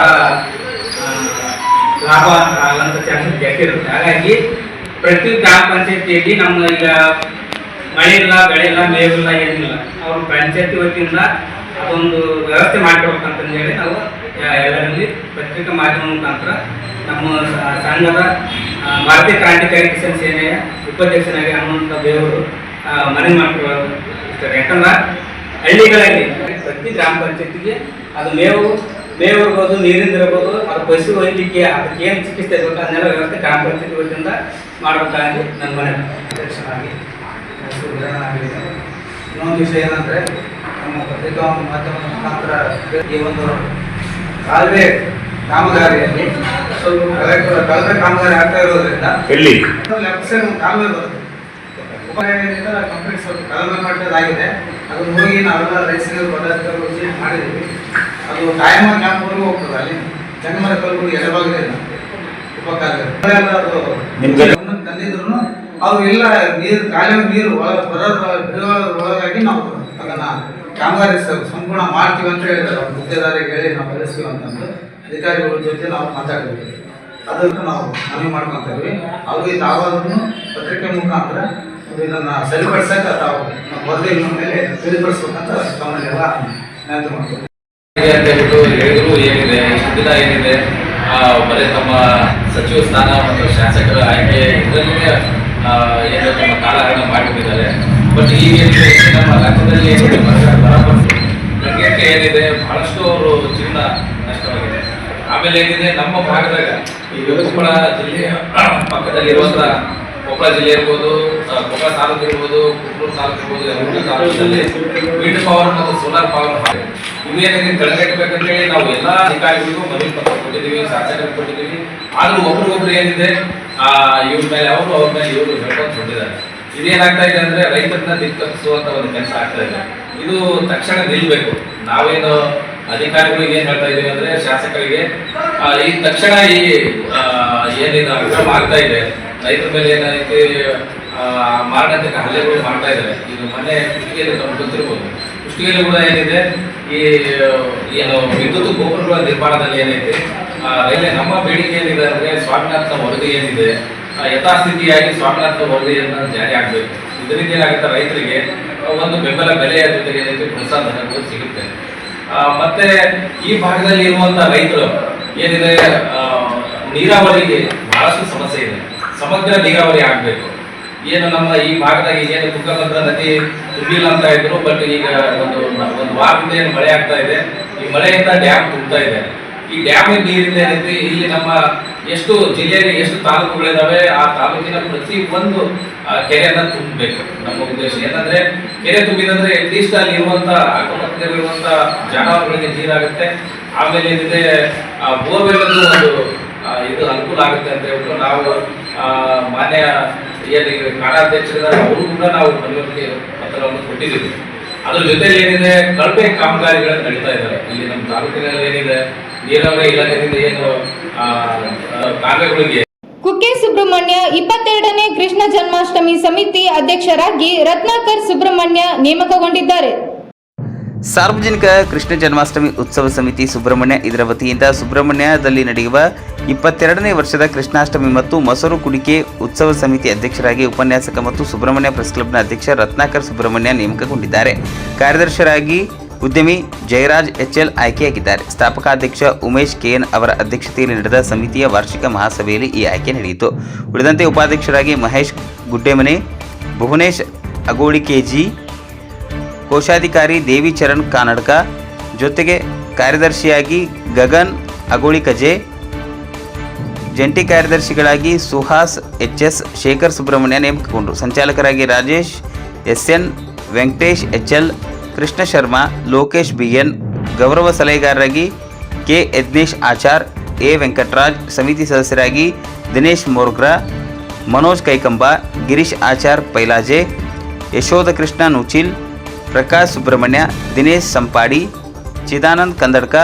ಮುಂದುವರೆದು ವರದಿ ನಾಗೇಶ್ ಮಡಿವಾಳ, ಬಲ್ಪೆ ಕುಕ್ಕೆ ಸುಬ್ರಹ್ಮಣ್ಯ.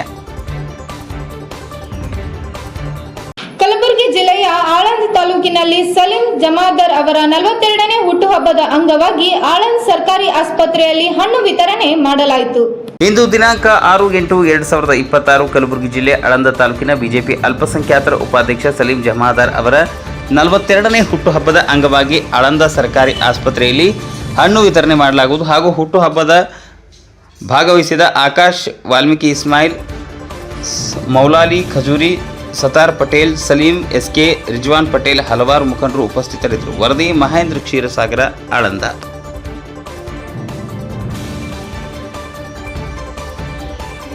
ಶಿಡ್ಲಘಟ್ಟದಲ್ಲಿ ಅಂಗಡಿ ಮಾಲೀಕರಿಗೆ 2 ದಿನಗಳ ಗಡುವು, ಫುಟ್ಪಾತ್ ತೆರವುಗೊಳಿಸದಿದ್ದರೆ ಕಾನೂನು ಕ್ರಮ. ಅಂಗಡಿ ಮಾಲೀಕರು 2 ದಿನಗಳ ಗಡುವು, ಫುಟ್ಪಾತ್ ತೆರವುಗೊಳಿಸದಿದ್ದರೆ ಕಾನೂನು ಕ್ರಮ. ಪಿಎಸ್ಐ ಸುನಿಲ್ ಕುಮಾರ್. ಶಿಡ್ಲಘಟ್ಟ ನಗರದ ಕಿರಿದಾದ ರಸ್ತೆಗಳಲ್ಲಿ ಫುಟ್ಪಾತ್ ಒತ್ತುವರಿ ಹಾಗೂ ಅಡ್ಡಾದಿಡ್ಡಿ ವಾಹನ ನಿಲುಗಡೆಯಿಂದ ಉಂಟಾಗುತ್ತಿರುವ ಸಂಚಾರ ಸಮಸ್ಯೆಯನ್ನು ನಿಯಂತ್ರಿಸಲು ಶಿಡ್ಲಘಟ್ಟ ನಗರ ಠಾಣೆಗೆ ಪೊಲೀಸರು ಕ್ರಮ ಕೈಗೊಂಡಿದ್ದಾರೆ. ನಗರ ಠಾಣೆ ಪಿಎಸ್ಐ ಸುನಿಲ್ ಕುಮಾರ್ ಅವರು ಹಿರಿಯ ಅಧಿಕಾರಿಗಳ ಮಾರ್ಗದರ್ಶನದಲ್ಲಿ ನಗರದ ಪ್ರಮುಖ ರಸ್ತೆಗಳಲ್ಲಿ ಸಂಚಾರ ಸುಗಮಗೊಳಿಸುವ ನಿಟ್ಟಿನಲ್ಲಿ ಕ್ರಮ ಕೈಗೊಳ್ಳಲಾಗುತ್ತಿದೆ ಎಂದು ಅವರು ತಿಳಿಸಿದ್ದಾರೆ. ಮುಖ್ಯ ರಸ್ತೆಯ ಫುಟ್ಪಾತ್ಗಳಲ್ಲಿ ಅಂಗಡಿ ಸಾಮಗ್ರಿಗಳನ್ನು ಇಟ್ಟು ಸಾರ್ವಜನಿಕರ ಓಡಾಟಕ್ಕೆ ಅಡ್ಡಿಪಡಿಸುತ್ತಿರುವ ಮಾಲೀಕರಿಗೆ ಅವುಗಳನ್ನು ತೆರವುಗೊಳಿಸುವಂತೆ 2 ದಿನ ಗಡುವು ನೀಡಲಾಗಿದೆ. ಗಡುವಿನೊಳಗಡೆ ತೆರವುಗೊಳಿಸದಿದ್ದರೆ ಪ್ರಕರಣವನ್ನು ದಾಖಲಿಸುವುದಾಗಿ ಸೇರಿದಂತೆ ಕಾನೂನು ಕ್ರಮ ಕೈಗೊಳ್ಳಲಾಗುವುದು ಎಂದು ಎಚ್ಚರಿಸಿದ್ದಾರೆ. ರಸ್ತೆಯ ಎರಡೂ ಬದಿಯಲ್ಲಿ ವಾಹನ ನಿಲುಗಡೆ ಸಂಚಾರಕ್ಕೆ ತೊಂದರೆಯಾಗುತ್ತಿರುವ ಹಿನ್ನೆಲೆಯಲ್ಲಿ ಪರ್ಯಾಯ ದಿನಗಳಲ್ಲಿ ಒಂದೊಂದು ಬದಿಯಲ್ಲಿ ವಾಹನ ಮಾತ್ರ ನಿಲುಗಡೆ ಅವಕಾಶ ಕಲ್ಪಿಸಲಾಗುವುದು. ನಿಗದಿತ ನಿಯಮ ಉಲ್ಲಂಘಿಸಿ ವಾಹನ ನಿಲ್ಲಿಸಿದರೆ ದಂಡ ವಿಧಿಸಲಾಗುವುದು ಎಂದು ಹೇಳಿದರು. ಹೆಲ್ಮೆಟ್ ಇಲ್ಲದೆ ವಾಹನ ಚಾಲನೆ ತಪ್ಪು. ಪಾರ್ಕಿಂಗ್, ಏಕಮುಖ ಸಂಚಾರ ನಿಯಮ ಉಲ್ಲಂಘನೆ, ಅಪ್ರಾಪ್ತರ ವಾಹನ ಚಾಲನೆ, ಕಾನೂನು ಬಾಹಿರ ಸೈಲೆನ್ಸರ್ ಬಳಕೆ ಸೇರಿದಂತೆ ಸಂಚಾರ ನಿಯಮ ಉಲ್ಲಂಘಿಸಿದವರ ವಿರುದ್ಧ ದಂಡ ವಿಧಿಸಲಾಗುವುದು ಎಂದು ತಿಳಿಸಿದರು. ಫುಟ್ಪಾತ್ ಮೇಲಿನ ಕಂಬಿಗಳು, ಸಾಮಗ್ರಿಗಳು ಹಾಗೂ ಸಾರ್ವಜನಿಕರ ಓಡಾಟಕ್ಕೆ ಅಡ್ಡಿಯಾಗುವ ಅಡೆತಡೆಗಳನ್ನು ತೆರವುಗೊಳಿಸುವಂತೆ ಸೂಚಿಸಲಾಗಿದೆ. ಅಗತ್ಯವಿರುವ ಕಡೆ ನಗರಸಭೆ ಸಹಕಾರದೊಂದಿಗೆ ಪರ್ಯಾಯ ವ್ಯವಸ್ಥೆ ಕಲ್ಪಿಸಲಾಗುವುದು. ಫುಟ್ಪಾತ್ ತೆರವು ಕಾರ್ಯಾಚರಣೆಯಲ್ಲಿ ಬೀದಿ ಬದಿ ವ್ಯಾಪಾರಿಗಳಿಗೆ ತೊಂದರೆಯಾಗದಂತೆ ಕ್ರಮ ಕೈಗೊಳ್ಳಲಾಗುವುದು. ಅವರ ಜೀವನೋಪಾಯಕ್ಕೆ ಧಕ್ಕೆಯಾಗದಂತೆ ನಗರಸಭೆ ಸಹಕಾರದೊಂದಿಗೆ ಪರ್ಯಾಯ ವ್ಯವಸ್ಥೆ ಕಲ್ಪಿಸಿ ಬಗ್ಗೆಯೂ ಚರ್ಚಿಸಲಾಗುವುದು ಎಂದು ಸುನೀಲ್ ಕುಮಾರ್ ಹೇಳಿದರು. ಸಾರ್ವಜನಿಕರು, ಅಂಗಡಿ ಮಾಲೀಕರು ಹಾಗೂ ವಾಹನ ಸವಾರರು ಪೊಲೀಸರೊಂದಿಗೆ ಸಹಕರಿಸಿ ಸಂಚಾರ ನಿಯಮವನ್ನು ಪಾಲಿಸುವ ಮೂಲಕ ನಗರ ಸಂಚಾರ ವ್ಯವಸ್ಥೆಯನ್ನು ಸುಗಮಗೊಳಿಸಲು ಕೈಜೋಡಿಸಬೇಕು ಎಂದು ಅವರು ಮನವಿ ಮಾಡಿದರು. ವರದಿ ಬಚ್ಚನಹಳ್ಳಿ ಲೋಕೇಶ್, ಶಿಡ್ಲಘಟ್ಟ. ಮಾರ್ಗದರ್ಶನದಲ್ಲಿ ನಾವು ಖಂಡಿತ ಇಲ್ಲಿ ಒಳ್ಳೆ ಕೆಲಸ ಮಾಡೋದಕ್ಕೆ ಬಂದಿದ್ದೀವಿ. ಎಷ್ಟಾಗುತ್ತೋ ಅಷ್ಟು ನಮ್ಮಿಂದ ನಾಳೆ ದಿವಸ ನಾವು ಇಲ್ಲಿಂದ ಟ್ರಾನ್ಸ್ಫರ್ ಆಗಿ ಹೋದಾದ್ಮೇಲೆ ಕೂಡ ಇಂಥವ್ರು ಹೋಗ್ಬಿಟ್ಟು ಈ ಥರ ಎಲ್ಲ ಕೆಲಸ ಮಾಡಿದ್ದಾರೆ ಅಂತೇಳಿ ಜನ ನೆನೆಸ್ಕೊಳ್ಳೋಂಥ ಕೆಲಸಗಳ ನಾವು ಖಂಡಿತ ಮಾಡ್ತೀವಿ. ಬಂದಿದ್ದೀವಿ 2 ಡೇಸಲ್ಲಿ ಏನಾದರೂ ನೀವು ಫುಟ್ಪಾತ್ ತೆರವು ಮಾಡಿಲ್ಲ ಅಂತಂದರೆ ನಾವು ನೆಕ್ಸ್ಟ್ ಸ್ಟೆಪ್ಪು ಅವ್ರಿಗೆ ಪಿಡಿ ಕೇಸ್ ಹಾಕ್ತೀವಿ. ಫೈನ್ ಅಮೌಂಟು ಫಿಕ್ಸ್ ಮಾಡಿಬಿಟ್ಟು ಪಿಡಿ ಕೇಸ್ ಹಾಕ್ಕೊಳ್ತಾ ಹೋಗ್ತೀವಿ. ಅದಾದಮೇಲೂ ಅವರು ಎಚ್ಚೆತ್ಕೊಳ್ಳಿಲ್ಲ ಅಂತಂದರೆ ನಮ್ಮ ಕಾನೂನಲ್ಲಿ ಏನು ಅವಕಾಶ ಇದೆ ಅವ್ರನ್ನ ಕೇಸ್ ಮಾಡೋದಾದರೆ ಕೇಸ್ ಮಾಡಿ ಅವ್ರಿಗೆ ಫರ್ದರ್ ಏನಿದೆ ಅದನ್ನು ನಾವು ಕ್ರಮ ತಗೊಂತೀವಿ. ಬಟ್ ಅವ್ರು ಹೇಳ್ತಾರೆ, ಅವ್ರಿಗೆ ನಾವು ಅದನ್ನು ಅವ್ರಿಗೆ ತಿಳಿಸಿ ಹೇಳಿ ಈ ಥರ ಇದೆ ಸರ್ ಸಮಸ್ಯೆ, ಈ ಥರ ಓಡಾಡೋದಕ್ಕೆ ಈ ಥರ ಸಮಸ್ಯೆ ಆಗುತ್ತೆ ಅಂತೇಳಿ ಅವ್ರಿಗೂ ಕೂಡ ಕನ್ವಿನ್ಸ್ ಮಾಡೋವಂಥ ಒಂದು ಪ್ರಯತ್ನ ಮಾಡ್ತೀವಿ. ಯಾರಾದ್ರು ಗಲಾಟೆ ಅದೇನು ನಾನು ಇವಾಗ ಒಂದು ರೌಂಡ್ ಬಂದಿದ್ದೀನಿ, ಆ ಥರ ಜನ ಯಾರೂ ಇಲ್ಲ. ಜನ ಒಳ್ಳೆಯವರಿದ್ದಾರೆ, ಹೇಳಿದ್ರೆ ಅರ್ಥ ಮಾಡ್ಕೊಳ್ಳೋರು ಇದ್ದಾರೆ, ಎಜುಕೇಟೆಡ್ಸ್ ಇದ್ದಾರೆ, ಅವ್ರಿಗೆ ಅರ್ಥ ನಾವು ಮಾಡಿಸ್ತೀವಿ. ಒಳ್ಳೆ ಬೀದಿ ಬದಿ ವ್ಯಾಪಾರಿಗಳಿಗೆ ತೊಂದರೆ ಆಗೋ ಥರ ಅಷ್ಟು ಯಾವುದೂ ಇಲ್ಲ. ಒಂದು 4-5 ತರಕಾರಿ ಅಂಗಡಿ ಇಟ್ಕೊಂಡಿದ್ದಾರೆ ಬಿಟ್ಟರೆ ತಳ್ಳಗಾಡಿಯಲ್ಲಿ ಅಷ್ಟು ನಾನು ಹೆಚ್ಚು ಕಮ್ಮಿ ಆ ಸ್ಟ್ರೆಚ್ಚು ಒಂದು ಅರ್ಧ ಕಿಲೋಮೀಟರ್ ಇದೆ, 500 to 600 ಮೀಟರ್ಸ್ ಇದೆ. ಆ ಸ್ಟ್ರೆಚ್ಚಲ್ಲಿ ಒಂದು 3-4 ಮಾತ್ರ ತಳ್ಳಗಾಡಿಯಲ್ಲಿ ಕೊನೆಗೆ ಇಟ್ಕೊಂಡಿದ್ದಾರೆ. ಅದು ಬಿಟ್ಟು ಎಲ್ಲ ಇವ್ರು ಅಕ್ವೈರ್ ಮಾಡ್ಕೊಂಡಿರೋದು. ಯಾರು ಈ ಬಾಡಿಗೆಗಿದ್ದಾರೆ ಅಂಗಡಿಗಳು ಅವರೇ ಅವ್ರ ಐಟಮ್ನ ಹೊರಗಡೆ ಇಟ್ಕೊಂಡಿರೋದು ಫುಟ್ಪಾತ್ ಮೇಲೆ. ಅದನ್ನ ಅವರು ಕ್ಲಿಯರ್ ಮಾಡ್ಬೋದು. ಏನು ಅಂತ ಬೀದಿ ಬದಿ ವ್ಯಾಪಾರಿಗಳು ಯಾರು ಇಲ್ಲ, ಅದೇನು ಸಮಸ್ಯೆ ಆಗಲ್ಲ ಸರ್. ನಾನು ಇದು ಫಸ್ಟ್ ಡೇನೇ ಹೇಳಿದ್ದೀನಿ, ನಮ್ಮ ಜೊತೆಗೆ ನಗರಸಭೆಯವರು ಕೈ ಜೋಡಿಸ್ಬೇಕು, ಅವ್ರಿಗೆ ಆಲ್ಟರ್ನೇಟಿವ್ ಮಾಡಿಕೊಡ್ಬೇಕು. ಅವ್ರ ಹೊಟ್ಟೆ ಮೇಲೆ ಹೊಡೆಯೋಂಥ ಕೆಲಸ ಆಗಬಾರ್ದು. ಅವ್ರು ಪಾಪ 100-500 ರೂಪಾಯಿ ದಿನ ಪೂರ್ತಿ ಕೂಲಿ ಮಾಡೋಂಥದ್ದು, ಅವ್ರಿಗೂ ತೊಂದರೆ ಆಗಬಾರ್ದು. ನಮ್ಮ ಒಂದು ಕಾನೂನನ್ನು ಅವರು ಜಾರಿಗೊಳಿಸೋದಕ್ಕೂ ಅದಕ್ಕೂ ತೊಂದರೆ ಆಗಬಾರ್ದು. ಎಲ್ಲ ಒಳ್ಳೆ ರೀತಿಯಲ್ಲಿ ಆಗೋ ಥರ ನಾವು ಏನು ಪ್ರಯತ್ನ ಮಾಡ್ಕೋ ನಾವು ಮಾಡ್ತೀವಿ. ಅಡ್ಡ ಬರ್ತವೆ ಫುಟ್ಪಾತ್ ಮಾರ್ಜಿನಲ್ಲಿ ಏನಿದೆ ಕಂಬಿಗಳು, ಅದನ್ನ ತೆರವುಗೊಳಿಸ್ಕೋಬೇಕು. ಅಟ್ಲೀಸ್ಟ್ ಮೇಲ್ಗಡೆ ಇದ್ರೆ ಓಡಾಡೋರಿಗೆ ತೊಂದರೆ ಆಗಬಾರ್ದು. ಆ ರೀತಿ ಅವ್ರೇನೋ ನೆರಳಿಗೋಸ್ಕರ ಹಾಕೊಂಡಿದ್ರೆ ಅದೇನು ಸಮಸ್ಯೆ ಆಗಲ್ಲ. ಈ ಕಂಬಿಗಳೇನಾದ್ರು ಅಡ್ಡ ಇದ್ದು ಓಡಾಡೋದಕ್ಕೆ ತೊಂದರೆ ಆಗ್ತದೆ ಅಂದ್ರೆ ಅದನ್ನು ಕಟ್ ಮಾಡಿಬಿಟ್ಟು ತೆರವುಗೊಳಿಸ್ಬೇಕು ಅಂತ ಹೇಳಿ ನಾನು ಕ್ಲಿಯರ್ ಆಗಿ ಹೇಳಿದ್ದೀನಿ. ಅವರು ಇಲ್ಲಿಂದ ಸ್ಟೆಪ್ಸ್ ಇಟ್ಕೊಂಡಿದ್ದಾರೆ. ಈಗ ಅವ್ರ ಮನೆಗೆ ಅದೇ ಜಾಗದಲ್ಲಿ ಹೋಗ್ಬೇಕು. ಅದೊಂದು ಕ್ರಿಟಿಕಲ್ ಇದೆ. ನಾನು ಅದನ್ನ ಇಂಜಿನಿಯರ್ ಯಾರಾದ್ರು ಇದ್ರೆ ನಗರಸಭೆಯವರು ಅವ್ರನ್ನ ಮಾತಾಡಿ ಅದಕ್ಕೆ ಏನಾದ್ರು ಆಲ್ಟರ್ನೇಟಿವ್ ಮಾಡ್ಬೋದು ಅಂತ ನೋಡ್ತೀವಿ. ಕೆಲವು ಅಂಗಡಿ ಮಾರ್ಜಿನ್ ಬಿಟ್ಟು ನೀವು ಅದನ್ನು ತೆರವುಗೊಳಿಸ್ಕೋಬೇಕು ಅಂತ ಹೇಳಿದ್ದೀನಿ. ಅಟ್ಲೀಸ್ಟ್ ಸ್ಟೆಪ್ಸ್ ಮೇಲೆ ಆದ್ರೂ ಜನಗಳು ಓಡಾಡೋದಕ್ಕೆ ನೀವು ಅವಕಾಶ ಮಾಡ್ಕೊಡ್ಬೇಕು. ಸ್ಟೆಪ್ಸ್ ಏನ್ ಕಟ್ಕೊಟ್ಟಿದ್ರೆ ಆಗೋಗಿದೆ. ಇಲ್ಲಾಂತಂದ್ರೆ ನಿಮ್ಮ ಹತ್ರ ಏನಾದ್ರು ಆರ್ಡರ್ಸ್ ಇದ್ರೆ ತೋರಿಸಿ ಅಂತ ಕೇಳಿದ್ದೀನಿ. ನಾವು ಕಟ್ಕೊಂಡಿರೋದಕ್ಕೆ ಇಲ್ಲ ಇಲ್ಲಿಗಲ್ ಆಗಿದ್ರೆ ನೀವು ಆ ಜಾಗನ ಬಿಟ್ಟು ನೀವು ಒಳಗಡೆ ಹಾಕ್ಬಿಡಿ ಅಂತ ಹೇಳಿದ್ದೀನಿ. ಇದೊಂದು ವ್ಯವಸ್ಥೆ ಮಾಡೋಣ. ಎಲ್ಲರೂ ನೀವು ಕೈ ಜೋಡಿಸಿದ್ರೆ, ನಮ್ಮ ನಗರಸಭೆಯವರು ಕೈ ಜೋಡಿಸಿದ್ರೆ ಈ ಥರ ಆಲ್ಟರ್ನೇಟಿವ್ ಡೇಸಲ್ಲಿ ಪಾರ್ಕಿಂಗ್ ವ್ಯವಸ್ಥೆ ಮಾಡಿ ನೀಟಾಗಿ ಫುಟ್ಪಾತ್ನ ತೆರವು ಮಾಡಿದ್ರೆ ಆರಾಮಾಗಿ ಮಕ್ಕಳು ಓಡೋದು ಇರುತ್ತೆ. ಮತ್ತೆ ಇವ್ರು ಹಂಗೆಯವ್ರಿಗೆ ಹೇಳಿದ್ದೀವಿ, ಆಲ್ಟರ್ನೇಟಿವ್ ಡೇಸಲ್ಲಿ ನಾವು ಏನು ಮಾಡಿರ್ತೀವಿ ಆ ಟೈಮಲ್ಲಿ 2 ಕಡೆ ಪಾರ್ಕಿಂಗ್ ಆಗಬಾರ್ದು. ನಿಮ್ಮ ಜವಾಬ್ದಾರಿ ಕೂಡ ಇದೆ. ಈ ಥರ ನೋಡಪ್ಪ, ಇವತ್ತು ಈ ಕಡೆ ಮಾಡೋಂಗಿಲ್ಲ ಪಾರ್ಕಿಂಗ್, ಆ ಕಡೆ ಜಾಗ ಇದೆ, ನಿಮಗೆ ಅವಕಾಶ ಮಾಡ್ಕೊಂಡಿದ್ದಾರೆ, ನೀವು ಆ ಕಡೆ ಗಾಡಿ ನಿಲ್ಲಿಸ್ಬಿಟ್ಟು ಬನ್ನಿ, ಸಂಚಾರಕ್ಕೆ ತೊಂದರೆ ಆಗ್ದಂಗೆ ನಿಮ್ಮ ಕೆಲಸ ನೀವು ಮುಗಿಸ್ಕೊಂಡು ಹೋಗಿ ಅಂತೇಳಿ ಯಾರು ಅಂಗಡಿಗೆ ಎಲ್ಲಿ ನಿಲ್ಲಿಸ್ತಾರೆ ಅವ್ರಿಗೂ ಅವೇರ್ನೆಸ್ ಅವ್ರಿಗೂ ನಾವು ತಿಳಿಸಿದೀವಿ. ಅವರು ಕೂಡ ಯಾರು ಬರ್ತಾರೆ ಅವ್ರು ಹೇಳ್ಬೇಕು ಅಂತ ನಾವು ಗ್ರಾಹಕರಿಗೆ ತಿಳಿಸಿ ಹೇಳಿ ಅವರು ಇದನ್ನ ಫಾಲೋ ಮಾಡಬೇಕು ಅಂತ ಹೇಳಿದೀವಿ. 1 or 2 ಡೇಸ್ ನಾವು ನೋಡ್ತೀವಿ, ಮತ್ತೆ ನಾವು ರೌಂಡ್ಸ್ ಅಲ್ಲಿ ಇರ್ತೀವಿ. ಆಲ್ಟರ್ನೇಟಿವ್ ಡೇಸ್ ಅಲ್ಲಿ ಏನು ಯಾವ ದಿವಸ ಎಲ್ಲಿ ಕೊಟ್ಟಿದೀವಿ ಪಾರ್ಕಿಂಗ್ ಅದನ್ನ ಬಿಟ್ಟು ಆಪೋಸಿಟ್ ಮಾಡಿದ್ದಾರೆ ಅಂತಂದ್ರೆ ಅವ್ರಿಗೂ ದಂಡ ಹಾಕ್ತೀವಿ. ಸುನೀಲ್ ಕುಮಾರ್ ಅಂತೇಳಿ ಓವಡಿ ಚಿಕ್ಕಬಳ್ಳಾಪುರ ನಮ್ಮ ಬಾಗೇಪಲ್ಲಿ ಸ್ಟೇಷನಿಂದ ಇಲ್ಲಿಗೆ ಶಿಡ್ಲಘಟ್ಟ ಟೌನ್ ಸ್ಟೇಷನ್ಗೆ ನಮ್ಮ SP ಸಾಹೇಬರು ಆದೇಶದ ಮೇಲೆ ಬಂದಿದ್ದೀನಿ. ಈಗ ನಮ್ಮ ಸೀನಿಯರ್ ಆಫೀಸರ್ಸ್ ಗೈಡ್ಲೈನ್ಸ್ ಪ್ರಕಾರ ಮತ್ತು ಕೆಲವೊಂದು ವಿಚಾರ ನಮ್ಗೆ ತಿಳಿಸಿದ್ದಾರೆ. ನಮ್ಮ SP ಸಾಹೇಬರು ಮತ್ತು ನಮ್ಮ ಅಡಿಷನಲ್ SP ಸಾಹೇಬರು, ನಮ್ಮ DSP ಸಾಹೇಬರು ಮತ್ತು ನಮ್ಮ ಚಾರ್ಲಿ ಸಾಹೇಬರು ಆನಂದ್ ಸರು. ಏನಂದರೆ ಇಲ್ಲಿ ಟ್ರಾಫಿಕ್ ಸಮಸ್ಯೆ ಸ್ವಲ್ಪ ಜಾಸ್ತಿ ಇದೆ. ರೋಡ್ಗಳು ಕಿರಿದಾಗಿದ್ದಾವೆ. ಇದು ಟೌನ್ ಲಿಮಿಟ್ಸ್ ಆಗಿರೋದ್ರಿಂದ ಟ್ರಾಫಿಕ್ ಸಮಸ್ಯೆ ಸ್ವಲ್ಪ ಜಾಸ್ತಿ ಇರೋದ್ರಿಂದ ಸ್ವಲ್ಪ ಟ್ರಾಫಿಕ್ ಕಂಟ್ರೋಲ್ ಮಾಡಬೇಕು ಅಂತೇಳಿ ತಿಳಿಸಿದ್ದಾರೆ. ಅದೇ ಪ್ರಕಾರ ಇವತ್ತು ಕೂಡ ನಾನು ಎಲ್ಲ ಒಂದು ಕಿರಿದಾದ ಒಂದು ರಸ್ತೆ ನಮಗೆ ಏನು ಈ ಶಿಡ್ಲಘಟ್ಟ ಮೇನ್ ರೋಡಿಂದ ನಮ್ಮ ಸ್ಟೇಷನ್ ಕಡೆ ಬರೋಂಥ ಒಂದು ರೋಡ್ ಇದೆಯಲ್ಲ, ಆ ರೋಡಲ್ಲಿ ಇವತ್ತು ಕೂಡ ಹೋಗಿ ಎಲ್ಲರಿಗೂ ತಿಳಿಸಿ ಫುಟ್ಪಾತ್ ಮೇಲೆ ಫಸ್ಟು ಏನು ಈಗ ಜನಗಳಿಗೆ ನಾವು ಮೇಲ್ಗಡೆ ಫುಟ್ಪಾತ್ ಮೇಲೆ ಓಡಾಡೋದಕ್ಕೆ ಅವಕಾಶ ಮಾಡಿಕೊಟ್ರೆ ತಾನೇ ಫುಟ್ಪಾತ್ ಮೇಲೆ ಓಡಾಡ್ತಾರೆ, ಆಕ್ಸಿಡೆಂಟ್ಸು ಅವಾಯ್ಡ್ ಆಗುತ್ತೆ ನಮಗೆ. ಸೊ ಈಗ ಮತ್ತೆ ಪಾರ್ಕಿಂಗು ಎರಡೂ ಬದಿಲು ಪಾರ್ಕಿಂಗ್ ಮಾಡ್ಕೊಂಡಿದ್ದಾರೆ. ನಮ್ಮ ಪ್ಲಾನ್ ಏನಿದೆ ಅಂತಂದರೆ ಆಲ್ಟರ್ನೇಟಿವ್ ಡೇಸ್ ಒಂದು ಕಡೆ ಪಾರ್ಕಿಂಗ್ ಮಾಡಿಕೊಂಡು ಪಾರ್ಕಿಂಗ್ ಮಾಡೋದಕ್ಕೂ ಸಮಸ್ಯೆ ಆಗ್ಬೋದು, ಜನಗಳು ಓಡಾಡೋದಕ್ಕೂ ಸಮಸ್ಯೆ ಆಗ್ಬೋದು, ಆಕ್ಸಿಡೆಂಟ್ಸು ಅವಾಯ್ಡ್ ಆಗುತ್ತೆ ಅಂತೇಳಿ ಈಗ ನಾವು ಶುರು ಮಾಡಿದ್ದೀವಿ. ಇವತ್ತೆಲ್ಲ ಅದನ್ನು ಎಲ್ಲ ರೋಡಲ್ಲಿರುವಂಥ ಅಂಗಡಿ ಮಾಲೀಕರು ಯಾರಿದ್ದಾರೆ ಅವ್ರಿಗೆಲ್ಲ ವಿಚಾರ ತಿಳಿಸ್ಕೊಟ್ಟು ಬಂದಿದ್ದೀನಿ. ಇನ್ನೊಂದು 2 ಡೇಸಲ್ಲಿ ನಾವು ಕ್ಲಿಯರ್ ಮಾಡ್ಕೊಡ್ತೀವಿ ಅಂತ ಹೇಳಿದ್ದಾರೆ. ನಾನು 2 ಡೇಸಲ್ಲಿ ಮಾಡಬೇಡಿ ಅಂತ ಹೇಳಿದ್ದೀನಿ. ಆ ಪ್ರಕಾರ ಅವ್ರು ಕ್ಲಿಯರ್ ಮಾಡಿಕೊಂಡ್ರೆ ನಮಗೆ ಅಲ್ಲಿ ಒಂದು ಸುಲಲಿತವಾಗಿ ಜನಗಳು ಓಡಾಡೋದಕ್ಕೂ ಸಮಸ್ಯೆ ಆಗಲ್ಲ, ಗಾಡಿಗಳು ಟ್ರಾಫಿಕ್ ಕೂಡ ನಮಗಾಗಲ್ಲ. ಇದಾದಮೇಲೆ ನೆಕ್ಸ್ಟ್ ಹಂತದಲ್ಲಿ ಈ ಟ್ರಾಫಿಕ್ ರೂಲ್ಸ್ ಏನಿದೆ ಅದನ್ನು ಬ್ರೇಕ್ ಮಾಡೋ 2 ವೀಲರ್ಸ್ ಆಗಿರಲಿ, 4 ವೀಲರ್ಸ್ ಆಗಿರಲಿ, ಈ ಆಟೋದವರು, ಈ ದೊಡ್ಡ ಗಾಡಿಗಳು, ಯಾವುದೇ ರೀತಿಯಾದಂಥ ಗಾಡಿಗಳು ಕೂಡ ಯಾವುದೇ ವೈಲೇಷನ್ ಆಗಬಾರ್ದು. ನಮಗೆ ಟ್ರಾಫಿಕ್ ವೈಲೇಷನ್ ಇರಬಾರ್ದು. ಈ ಟ್ರಾಫಿಕ್ ರೂಲ್ಸ್ ಏನು ಮಾಡಿದ್ದೀವಿ ಆ ರೂಲ್ಸ್ನ ಕಡ್ಡಾಯವಾಗಿ ಫಾಲೋ ಮಾಡಬೇಕು. ನಾವು ಇದ್ರ ಬಗ್ಗೆ ಅವೇರ್ನೆಸ್ ಆಲ್ರೆಡಿ ತುಂಬ ಆಗಿದೆ. ಹೊಸದಾಗಿ ನಮ್ಮ ಕುಶಲ ಚೌಕ್ಸಿ ಹೊಸದಾಗಿ ಸಾಹೇಬರು ಬಂದಾಗ ಒಂದಷ್ಟು ಟೈಮ್ ಕೊಟ್ಟು ಅವೇರ್ನೆಸ್ ಪ್ರೋಗ್ರಾಮ್ಸ್ ಮಾಡಿಸಿ ಈ ಥರ ಒಂದು ಡೇಟ್ ಕೊಟ್ಟು ಆ ಡೇಟಿಂದ ನಾವು ಇದಾದಮೇಲೆ ನೀವು ವೈಲೇಷನ್ಸ್ನ ಬ್ರೇಕ್ ಮಾಡಿದ್ರೆ ನಾವು ದಂಡ ವಿಧಿಸ್ತೀವಿ ಅಂತೇಳಿ ಕ್ಲಿಯರಾಗಿ ತಿಳಿಸಿದ್ದಾರೆ. ಅದೇ ಪ್ರಕಾರ ನಾವು ಇವಾಗ ಅವೇರ್ನೆಸ್ ಜೊತೆಗೆ ದಂಡ ಕೂಡ ಹಾಕ್ತೀವಿ. ಅವರು ಹೆಲ್ಮೆಟ್ ಆಗಿರ್ಬೋದು, ರಾಂಗ್ ಪಾರ್ಕಿಂಗ್ ಆಗಿರ್ಬೋದು, ಒನ್ ವೇ ಡ್ರೈವಿಂಗ್ ಆಗಿರ್ಬೋದು, ಮೈನರ್ ಡ್ರೈವಿಂಗ್ ಆಗಿರ್ಬೋದು, ಆಲ್ಟರ್ನೇಟಿವ್ ಸೈಲೆನ್ಸರ್ ಆಗಿರ್ಬೋದು, ಈ ಥರದ್ದು ಯಾವುದೇ ರೀತಿ ವೈಲೆನ್ಸ್ ಮಾಡಿದ್ರು ಕೂಡ ನಾವು ದಂಡ ಅಂತೂ ಹಾಕ್ತೀವಿ. ದಂಡ ಹಾಕ್ತೀರ ಯಾವುದೇ ಕಾರಣಕ್ಕೂ ಬಿಡಲ್ಲ.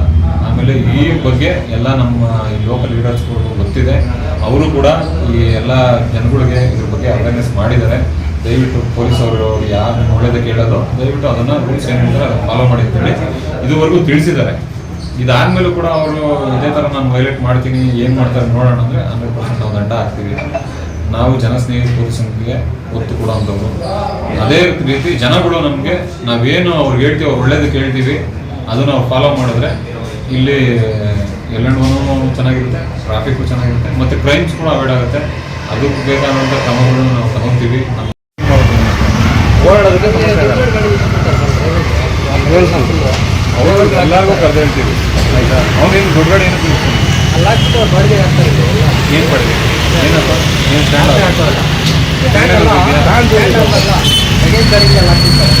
ಆಯ್ತು ಹೇಳ್ತೀನಿ.